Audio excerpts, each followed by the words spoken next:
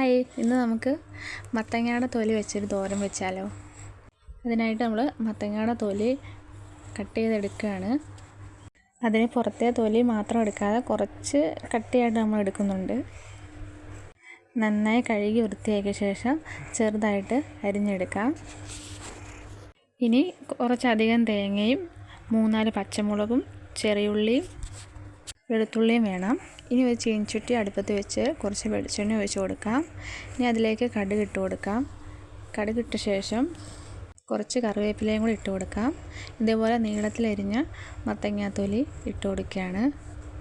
ഇനി ആവശ്യത്തിനുള്ള ഉപ്പും ഇട്ട് നന്നായിട്ടൊന്ന് ഇളക്കി കൊടുക്കാം. ഒന്ന് ആവി വന്നതിന് ശേഷം അരച്ച് വെച്ചിരിക്കുന്ന തേങ്ങ ഇട്ട് കൊടുക്കാം.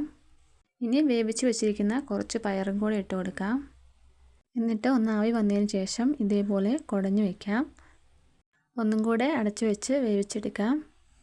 ഏകദേശം ഒരു 5 മിനിറ്റ് കഴിഞ്ഞപ്പോഴത്തേക്കും നമ്മുടെ തോരൻ റെഡിയായി. അത്യാവശ്യം വേവുണ്ട് മത്തങ്ങ തൊലിക്ക്. ഇനി മത്തങ്ങയുടെ തൊലി വെറുതെ കളയാതെ ഇതേപോലെ ഒന്ന് ട്രൈ ചെയ്ത് നോക്കണേ. നല്ലൊരു ടേസ്റ്റായിരുന്നു. അപ്പോൾ വീഡിയോ ഇഷ്ടപ്പെട്ടാൽ സബ്സ്ക്രൈബ് ചെയ്ത് സപ്പോർട്ട് ചെയ്യണേ. Thank you.